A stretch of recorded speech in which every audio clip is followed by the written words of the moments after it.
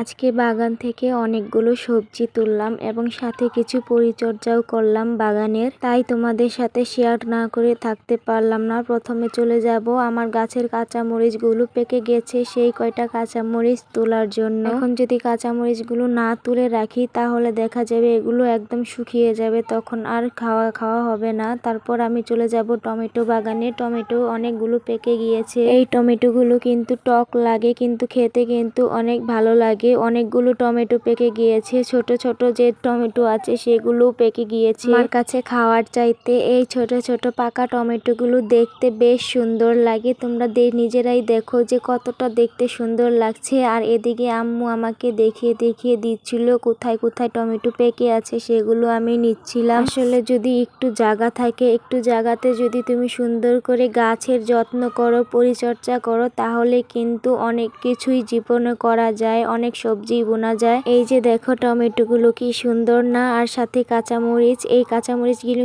অনেক ঝাল। আর এইদিকে কিছু লাউয়ের শাক তুলবো আগাডুগা, তো রাজিয়ার আব্বুকে বললাম, রাজিয়ার আব্বু আমাকে সুন্দর করে কেটে দিচ্ছিল, আমি আর কি লাগ পাই না। আচ্ছা, তোমরা যদি কেউ একটা কথা জেনে থাকো তাহলে আমাকে কমেন্টে সবাই একটু এই কথাটাও বলে আমাকে একটু উপকার করবে, যে এই আমার গাছে লাউ আসে কিন্তু লাউ একটাও আমি টিকাতে পারি না, সবগুলো লাউ পচে যায়। তোমরা যদি কেউ জেনে থাকো তাহলে আমাকে কমেন্টে একটু জানিও প্লিজ। আর এই দিকে দেখো আমি যে চিংচিঙা গাছ বুনেছি, এই গাছটা একটু হেলে গিয়েছে, তারপর একটা কঞ্চা এনে রাজিয়ার আব্বু এটাকে জাংলায় তুলে দিচ্ছে। এই চিংচিঙা গাছটা কিন্তু অনেক ভালো এবং অনেক যত্ন নিতে হবে। এইদিকে আমার লাউ কোটা শেষ, মানে লাউ শাক কোটা শেষ। আর এইদিকে গিয়ে দেখি রাজিয়ার আব্বু গাছগুলোতে সেচ দিচ্ছিল। আমরা তো সেভাবে সেচ বুঝি। আর সাইডে যে গাছগুলো ছিল সবগুলো গাছ পরিষ্কার করছিল। আর এই গাছগুলো যে দেখতে পাচ্ছ, এগুলো এখন আমি আমার হাঁসকে দিব। আমার মতো যদি তোমাদেরও এরকম একটু একটু জায়গা থেকে থেকে তোমরাও আমার মতো এরকম করে বাগান করতে পারো। আর এই যে দেখতে পাচ্ছ